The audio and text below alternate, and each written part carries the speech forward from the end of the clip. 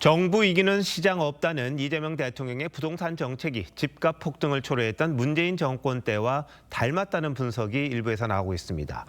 다주택자 양도세 중과에 이어 보유세 인상까지 현실화할 거란 말도 나오는데요. 그 이유와 전망을 황병준 기자와 따져보겠습니다. 황 기자, 우선 다주택자에 대해서는 양도세 중과 언제 도입이 된 겁니까? 첫 시작은 2004년 노무현 정부 때입니다. 이후 존폐를 반복을 해왔죠. 이명박 정부 때 유예됐고 박근혜 정부 때 아예 폐지. 그러다 2017년 문재인 정부가 되살렸고 윤석열 정부 때 다시 유예됐습니다. 진보 정권 때 도입되거나 부활했고 보수 정권 때 폐지하거나 유예된 겁니다. 각 정권마다 그럼 집값은 어떻게 됐습니까?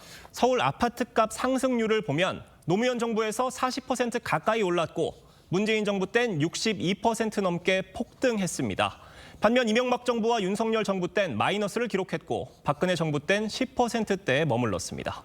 어떻게 보면 양도세 중과가 집값 상승을 부추겼다, 이렇게도 볼 수 있겠네요. 여러 원인 중에 하나로 보입니다. 전문가들은 정부가 양도세 중과 카드를 꺼낼 때 거래량이 감소해 매물이 줄고 가격이 상승하는 패턴을 반복해왔다고 분석합니다. 구체적으로 다주택자의 양도세율이 1% 증가하면 아파트 매매 가격 변동률은 0.206% 증가한다는 연구 결과도 있습니다.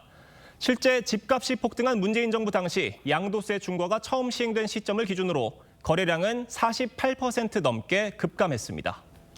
양도세를 중하게 세금을 매기는 건 집을 팔라는 건데 시장은 좀 다르게 반응한 것 같습니다. 네, 증여가 오히려 늘었다는 점도 눈에 띕니다. 양도세 중과가 시행된 2018년 30만 건을 넘겼고 중과세율을 높인 2021년엔 38만 5천 건으로 2017년 이후 최고치를 기록했죠. 반면 중과 유예가 시작된 윤석열 정부 들어 증여 건수는 감소하기 시작해 유예가 이어진 2025년 19만 건대로 떨어졌습니다. 이런 현상이 양도세 중과를 지금 예고하고 있잖아요. 이재명 정부가. 또 일어날 것 같습니까? 네, 집값 잡겠다며 세금으로 압박했던 문재인 정부 때와 똑같은 현상이 벌어질 수 있다는 분석이 나옵니다. 특히 공급이 없는 현 상황에서 양도세 세금을 올리면 매물이 줄어드는 악순환이 반복될지도 모른다는 지적입니다. 양도세라고 하는 부분들은 결과적으로 토지 동결이라고 하는 효과를 낳아요. 공급이 없으니까 가격은 더 상승을 하게 되는 이런 결과가 나타나게 됩니다. 다만 현재 국내 주식시장이 활황이라는 점은 문재인 정부 때와 다른 점이라고 전문가들은 설명합니다.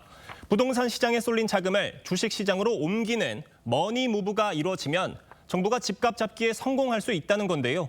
과연 집 팔아 주식 살 사람이 현재 얼마나 있을지는 미지수라는 분석도 있습니다. 진보 정권 때마다 집값이 오른다는 우려가 있었는데 이재명 정부가 그 고리를 끊어낼지 한번 지켜봐야겠군요. 황 기자, 잘 들었습니다.